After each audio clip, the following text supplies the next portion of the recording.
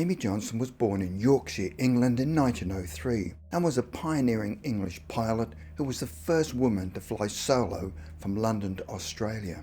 She flew in the Second World War as a part of the Air Transport Auxiliary and disappeared in 1941 during a ferry flight. The cause of her death has been subject of discussion over many years. 29 years after her death, she was interviewed in January 1970 by Betty Greene, and the medium was Leslie Flint. The following is an edited account of that conversation. Amy Johnson: I'm not terribly in touch with your world now. Occasionally, just now and again, I hear from various people things that are happening, and certainly the world doesn't seem to improve in some respects, does it? If only people did understand more about this business of dying and life after death, and the kind of world, to some extent, that they will find. I mean, I just think it's dreadful. I think it's awful to think that people don't understand this. I mean, when I first came over here, it was a great shock. Time is most peculiar with us. We're not subject to it anymore. Time, space, distance, so many things that apply on Earth don't seem to have the same meaning here. There is a form of time, I suppose, but it's not measured by the sun and the moon, stars and the calendar.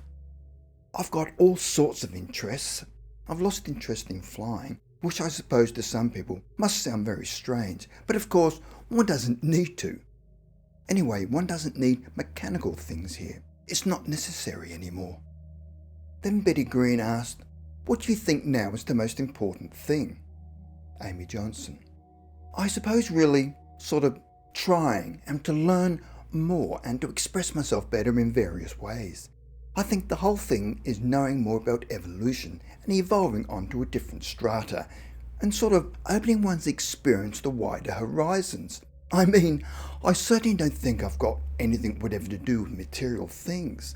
I mean, as I've already said, I'm not interested really to that extent anymore in material things. One feels sad and sorry about the way the world is, and one would like to help if one can. But it seems to me that human beings will go on and on making the same sort of mistakes, and I only hope that at some time they begin to learn something from them and change accordingly. I think the only thing is that if people understood this truth, realised the realities of it, I think it could help tremendously. But I think the vast majority of people are completely blind to it. They're not interested. They don't want to know. I feel that in spite of religions, and certainly it seems to me that, often people who should know don't know. It seems often the blind leading the blind. I don't think people are interested. I think they're more and more materialistically minded, and everybody knows they've got to die, and nobody seems to want to know anything about it, or very few. And everybody puts it off, doesn't want to think about it, talk about it, and know about it. I mean, it seems to me it's the most important factors, the most important things in life that people push aside. I suppose I did. Most of us do.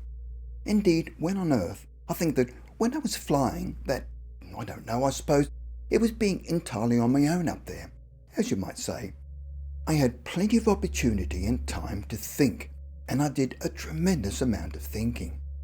I think that in a kind of odd way, I was much nearer to what you would call spiritualism or realization of things than the average person. I didn't know anything practically, that is, from a practical point of view, I mean. But now, of course, by looking back, I realize that mentally I was, in a sense, very much in tune. I was highly sensitized by the very fact of, I suppose, my job. It may sound odd, but it's true. I think that one got away from people, got away from material things, and one was entirely, as it were, on one's own. And I think that mentally, in an odd, strange kind of way, you're in touch. Put it like that. I wouldn't have said that at the time. I wouldn't have thought it perhaps, but it's extraordinary, the things that seem to flow through one's mind, and somehow death didn't seem to matter. One didn't feel it either. A most extraordinary sensation. I think a lot of flyers are like that. I think that they lose weight in a sense, material weight, and problems seem to drift away from them. When you're up there and you see, it must be even more so with these astronauts. I think that that's what makes it possible for them to do the things they do. I think that one realizes the immensity of life and that it's not just purely physical or material. I think that in an odd kind of way you realize that you're much more than you seem, and the body is merely, well, just something that enables you to experience. But it's only obviously something that in itself is a means to an end, and that it isn't the be-all and end-all. I think that one gets the feeling when you are, as it were, away from Earth. I know I look back on my life now and I see things so differently. I think that I had no fear really. In a sense, I think I felt happier away from Earth than on it. I mean, of course, I had my moments when I enjoyed things, but I don't know, I was always happiest when I was away from Earth in a plane. I think I was more myself. And that was because, in a kind of odd way, I was out of myself. I realise now that this was a psychic experience. I think I was out of the Earth sort of environment and condition, and away from the contamination of material things. And in some odd way, I was sort of being mentally and spiritually sort of tuned in. I know this sounds weird, but it's true. Betty Greene then asked, looking back now on your flying career, do you think that there were times when you were possibly helped by somebody, a flyer, say, from the other side, who had been a flyer on Earth?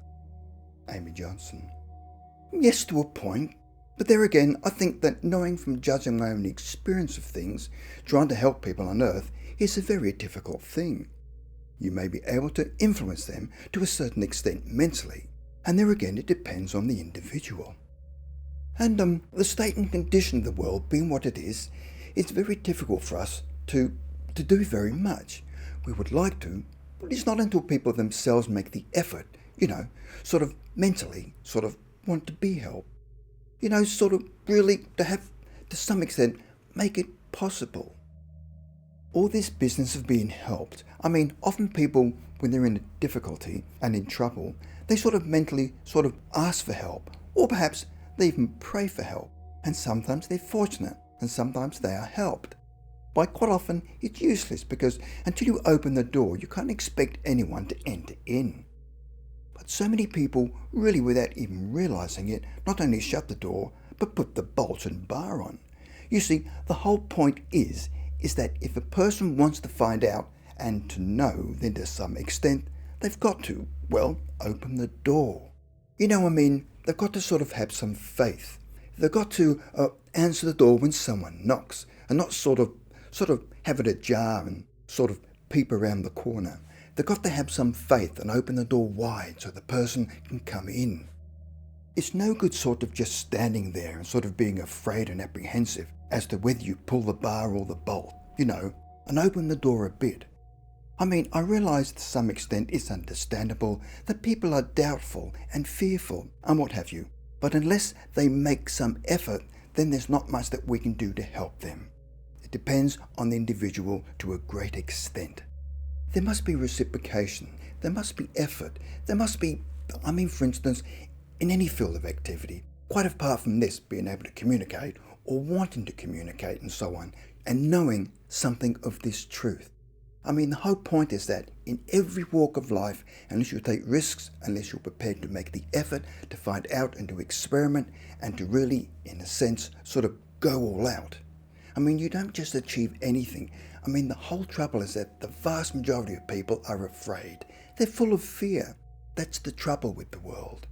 Once you realise that the whole of the universe is part and parcel of the other, every individual is part of someone else, and that you're all part and parcel of the same spirit, the same manifestation of flesh even. It may take different shapes or forms. You have the animal kingdom, but they're still linked up with the human race. And if you treat animals badly, then in some odd way, don't ask me how, but it will eventually reflect upon them, the individuals. It will reflect upon the human race. You cannot escape from natural law, and you're bound to have all these things happen that distress one so, because man has made it possible. Anyway, I must go, but I'll come again sometime.